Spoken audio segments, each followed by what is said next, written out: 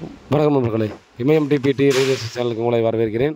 இப்போ நம்ம பார்க்க வந்துட்டு ப்ராப்பர்ட்டி பார்த்திங்க அப்படின்னா ஒரு 1 BHK இண்டிபெண்டன்ட் ஹவுஸுங்க. ஒரு சின்ன பட்ஜெட்டில் ஆதனூரில் நம்ம மெயின் ரோடு வந்து பார்த்திங்கன்னா வெரி க்ளோஸில் பார்த்திங்கன்னா நமக்கு ஒரு 55 லட்சத்தில் வந்துருக்குங்க. 950 square feet land area, 850 square feet built up area, ஒரு 16 ஃபீட் ரோடு, அதே போல் 18 ஃபீட் ஃப்ரண்டேஜில் இருக்குது. ஒரு 15 இயர்ஸ் ஆகுங்க, 12 15 வருஷம் ஆன ஒரு ரீசேல் வீடு தான் இது. நம்ம வந்து சவுத் ஃபேஸில் கொடுத்துருக்காங்க. பக்கத்தில் பார்த்தீங்கன்னா ஒரு கவர்மெண்ட் ஸ்கூல் இருக்குது. நம்ம வந்து பார்த்திங்கன்னா ஊரப்பாக்கத்துலேருந்து நம்ம வீட்டுக்கு வரணும்னா ஒரு 1.5 கிலோமீட்டருக்குள்ளே வந்துருங்க.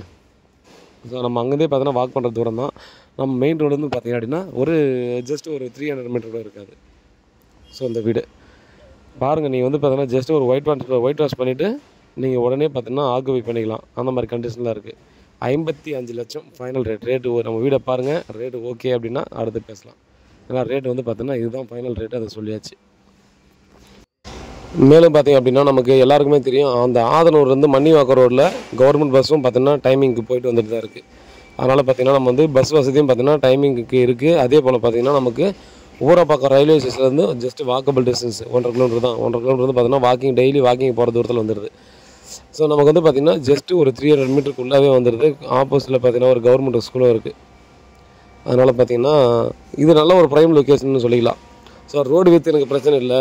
இங்கே வந்து பார்த்திங்கன்னா இந்த லைனில் ஆப்போசிட்டில் ஒரு 2 வீடு இருக்குது, உள்ள தெருக்குத்தில் ஒரு வீடு இருக்குது. மொத்தம் ஒரு 5 வீடு மட்டும் தான் இருக்கும் இந்த ஸ்ட்ரீட்டில். அதனால் பார்த்தோன்னா பெருசாக நம்ம வந்து வண்டி போயிட்டு வரதுல எல்லாம் பிரச்சனை இருக்காது. நம்ம கார் இருந்தால் கூட பார்த்திங்கன்னா வெளியே கூட நிற்க வச்சுக்கலாம். ஸோ அந்த 16 ரோடு நிற்கலாம் கூட அந்த ஸ்கூல் பக்கத்தில் அந்த ரோடு வந்து பார்த்திங்கன்னா பெரிய ரோடு. ஸோ அந்த இடத்துல கூட நிற்க வச்சுக்கலாம். ஸோ அந்த மாதிரி தான் இருக்குது. எல்லா ஃபெசிலிட்டியுமே பார்த்திங்கன்னா ரொம்பவே நியர்பையில் வந்துடும் அப்படின்ற மாதிரி டெஃபினட்டாக அந்த வீட்டை நம்ம சொல்லலாம்.